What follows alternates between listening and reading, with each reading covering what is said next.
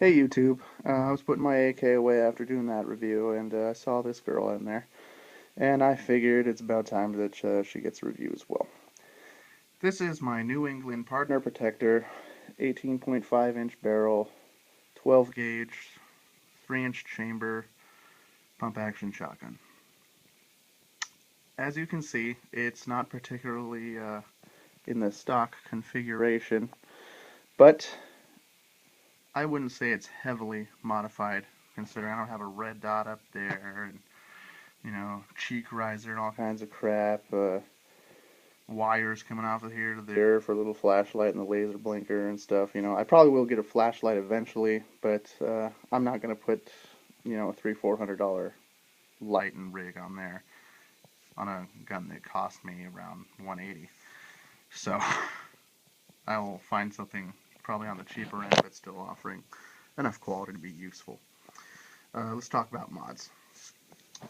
Alright, start from the back. We have, this is all ProMag furniture that I put on it. This recoil pad is,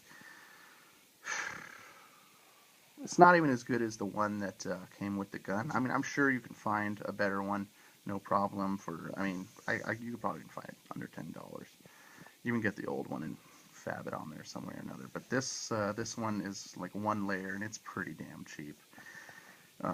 It's just a throw-in for the package, so they probably cut a corner there. But the stock is, good and adjustable. This thing's a little bit loose, and I haven't quite figured out how to tighten it. My other one just, spin this, boom, tighten up. Not this one, don't know why. The sling attachment on it is in a weird spot, and it's not horribly useful because it's so far back. Up here would be good. But I don't know. ProMag decided not to go that direction. It's not bad for ambidextrous use. Maybe for a 2-point sling it'd be okay. But if you run a single-point sling on these, then it's gonna be dragging damn near to the ground. I'm 6'2", 6'3", and with that hanging on there on a pretty tight single-point sling, it gets, I'd say, 6 to 8 inches from the ground, somewhere in that ballpark. Again, the recoil pad is not very good quality. It's just what I have on there because I haven't gotten something else yet. And it more or less doesn't stop the recoil, but it does turn the kick or slap that this stock would give you, with the shotgun's recoil. It's 12 gauge, pretty substantial. But it turns that slap or kick into like a push, maybe a shove. Not so much a, sharp kick. Moving up, we have a pistol grip that seems to be modeled after the Mako style grip, which I like a lot better, but couldn't find any of them because, well, thank you, Obama. But it's ergonomically, it's pretty good. It's good for left or right hand. It feels real comfortable. The only gripe I have about the grip is it is a little bit slick. It has stippling on it, but it only does so much. It's a real hard, real kind of slippery feeling plastic. Even after I painted it with flat paint, it still feels a little slippery. And I feel like they could have put a kind of cover here so you can toss some batteries, whatever, what have you in there.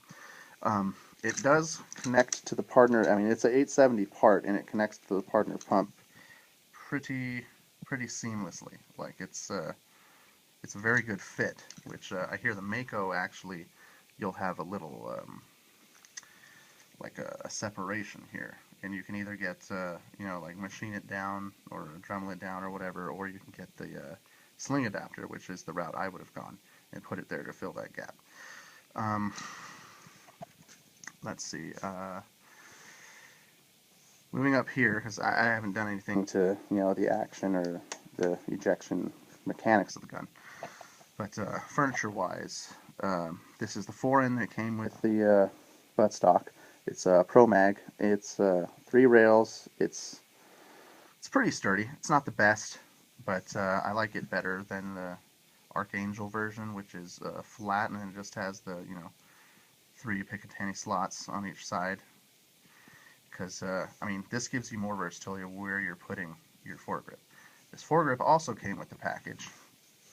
Now, if you look at the gun, it is a little bit longer than the handle, which I'm not really liking, like looks-wise, but I'm not so much into looks of my guns. Well, I mean, I am as far as like caloing it up, making it, harder to see in, set environment, but the good thing about this grip is it is pretty easy to adjust on the fly. Put it right there, put it right there, it's loose, put it wherever the hell you want. See, I'll choose right there. Just twist this guy back up. It's a little stiff because I think I got some paint in there, but now it don't move. It's good grip. I mean, I like stub grips on shotguns, but for some reason this one being even longer and kind of ridiculously long, it gives you a really good bit of control on the gun. And whereas this stock and foregrip combo, you are going to lose a little bit of your, it's going to be a little bit worse of recoil than your stock. But it does, on the other hand, add a lot of control and a lot of maneuverability, which in my eyes, for my use, that is a very good trade-off. My wife would disagree. She definitely wants less recoil, but I mean, it's not that bad. I better get another butt pad. She'll be fine with it. She can shoot this okay anyway, just, I mean, not all day, not all slugs, so that's good. Another thing to note about this stock, and one of the reasons I chose it over probably the one or two other options I had after Obama got elected, is that a lot of the AR-15 grips come straight out, and you don't want that on a shotgun. Like, if you look at the sight line from the rear, which basically you just plant your eye right here on the sight and you look down this part all the way to the gold bead. So you're imagining your cheeks are right around here, and you're looking straight down at that sight. Something like that. If you have it coming straight out, your cheek's going to be right around here. You're going to be shooting way off target, high or low, whatever it is. So I do like that it comes and slopes down. I'm pretty sure the Mako does that as well. The Archangel one does it. The ATI, I don't think does that ridiculous overfolding situation that's uncomfortable and breaks all the time. That I'm pretty sure goes out decently straight. Not terribly, but I like that this slants, is what I'm getting at. I did have a fiber optic red True Glow, I believe was the brand, clip-on sight that just pretty much lines itself up and centers with the front gold dot brass bead that you got here. And it worked well, but when I did the finish on this, which I'll talk about in a minute, I bake on my finishes. At least heat them with a hairdryer if I can. Putting some kind of heat on the paint and helping it dry that way seems to me that it helps it stick on a lot better, and this stuff's not going to scratch off. I mean, I had an old 22.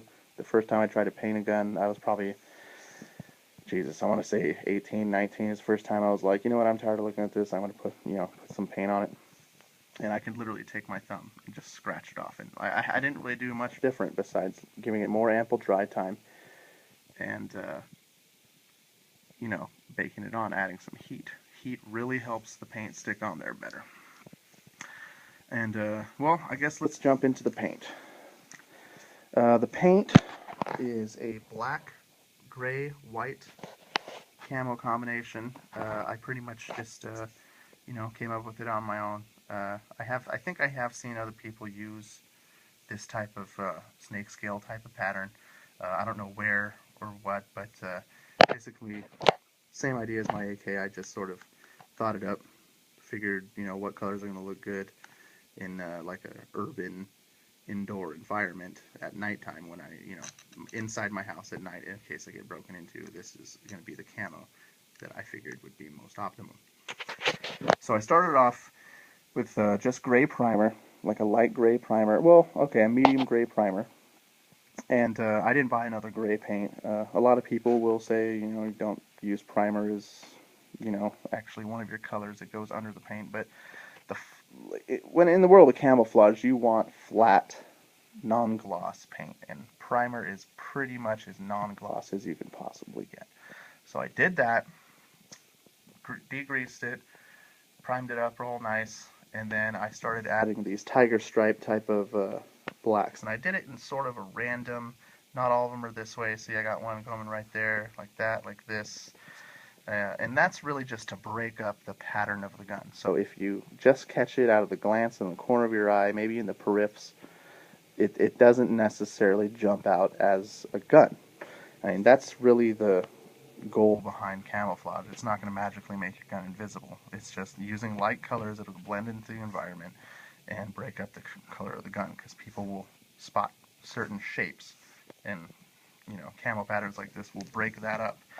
Not particularly on this color of floor, as you'll notice, but in the dark, it gets pretty damn near invisible. I mean, minus the shiny ass shells. And this is particularly flat paint. It's just I got the light on my camera on, so it's shining it up a little bit better than it really is.